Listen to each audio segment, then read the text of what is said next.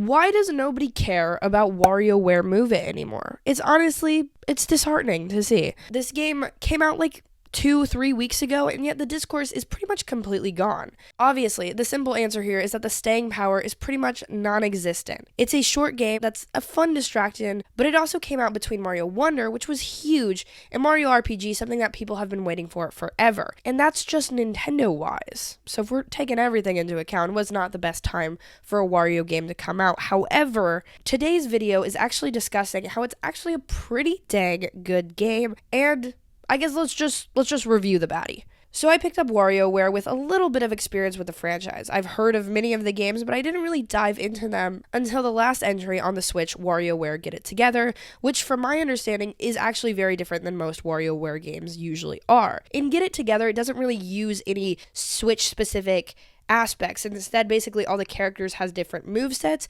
which also completely change the way that you approach each and every minigame. And yes, that was very fun, but it definitely wasn't what a lot of fans wanted or expected, so I don't even think that game did too well. But personally, I did have a very good time with it, and I thought it was a fun enough distraction. Plus, it's kind of nice that it works with every single Switch iteration, like the Switch Lite, which is something that WarioWare Move It actually does not work with, unless of course you want to prop up the Switch Lite, get another pair of Joy-Cons, and then use the Switch Lite screen as that, which is a possibility if you're that dedicated to WarioWare for sure. But I also think that could probably hurt the sales of this game, as well as maybe like the reputation. You know, it can't be played on everything. It's a bit unfortunate. So Get It Together, like I just said, it works on every single console. You don't even have to worry about it because it's just about how the movesets of the characters themselves change, right? Different characters move in different ways, have different limitations. You work with that to defeat these different mini games, which is a fun take on the series, but fans really wanted a return to what WarioWare has been,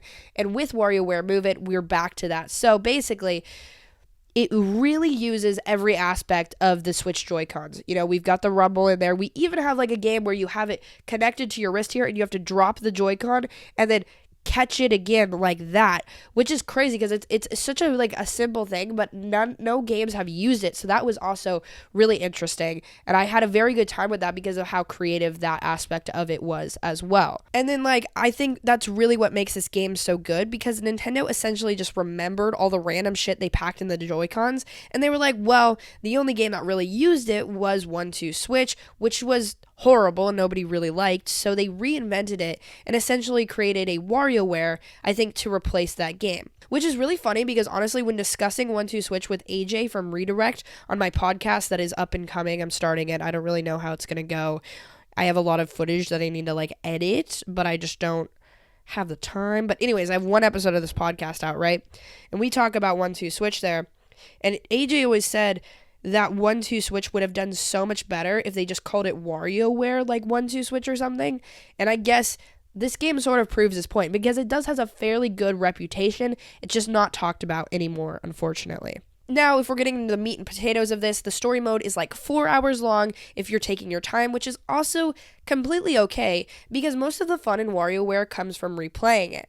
I had a really great time solo, but this game also does really shine in co-op. The mini games are all handmade, I think, like to accommodate that co-op experience, and that's also pretty fun and pretty cool. And it's essentially a better and more fun 1-2 Switch. I mean, I still don't think I'd ever break this one out instead of like Mario Kart or Smash or something, but that extra content is there, and you can even play with like up to 4 people, which again is very cool. The only real knock I'm going to give it is that it's a little bit expensive. Now, WarioWare has always been around $50 or so it's not egregious. But yeah, this for a lot of people isn't going to be a day one purchase, which makes sense. It's not really a must play, but it is a fun enough romp. You know, if it's ever like $30 or below, I'd for sure check it out. Or if you're a fan of funny little random party games like this one, it's genuinely a great time. It also gets you up and moving and all that, which is great. And, you know, I think it's important for gamers to occasionally get up and exercise a bit. It's not like, you know, actually exercising necessarily, but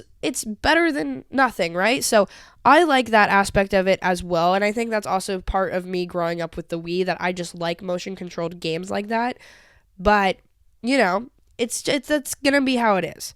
And when you're up, it has you do these different poses, which is part of the gameplay. So you're like having your arms out front, you got to bring them up to the top, and that some sort of motion is like associated with that, which is interesting as well. There's not a lot of direction, and that was a little irritating sometimes because I had no clue what I was supposed to do for this micro game. But again, that fixes itself with replayability, which is what this game is all about. So if that sounds fun to you, it's honestly a great time, and it's like that kind of frantic chaos is something that it could be, like a great time for some people.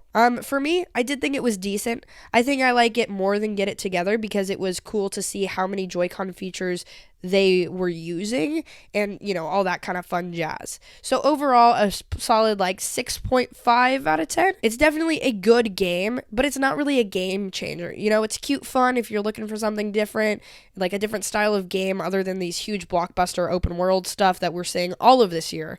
So check it out if that sounds interesting to you. Now I'm going to throw it over to you guys. What do you think? Have you played it at all? Are you going to pick it up? Are you going to check it out? If you do, let me know what you think about it in the comments down below, and I will see you in this video. It's a banger. It's a vibe. You can say the last one with me. It's a good time. I'll see you over there. Thank you guys for checking out this video. I love you, and I'll see you over there. Bye-bye.